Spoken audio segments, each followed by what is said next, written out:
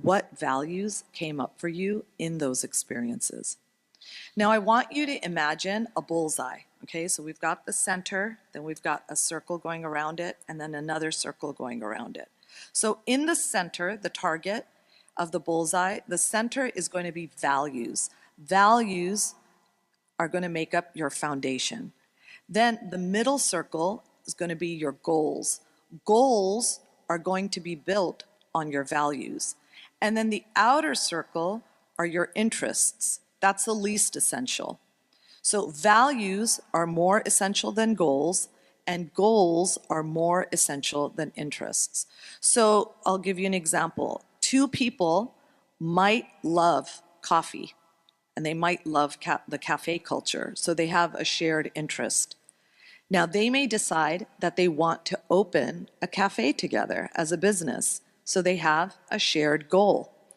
But if one person in that partnership is willing to take interest-bearing loans in order to open up a cafe, and the other one says, no, I'm not going to deal with riba, or if one person is willing to serve non-zabiha meat, right, non-halal meat, and the other says, no, I only want to serve 100% hand-slaughtered meat in our cafe, that shows that the two people don't share the same values, and there's going to be problems. Now, an example I'll give you from a couple that I was trying to help. There was a young man who'd been looking for a very long time. A friend of mine who helps do matchmaking reached out to me about this young man that she was very impressed with. And one of the things she told me about him was that he seemed to really know what he wanted, and he was very quick about saying, no, I don't think this match is going to work.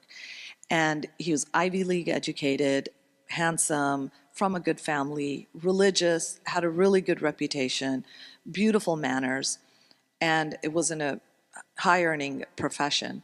And I suggested a young woman that I knew who's attractive, educated, came from a good family, was religious, funny, had a great personality.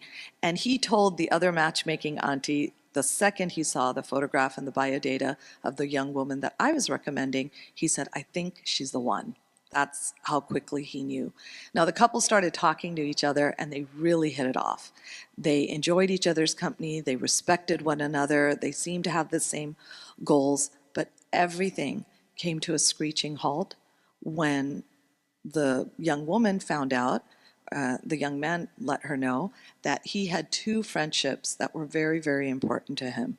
And these friendships were single women that he talks to every week.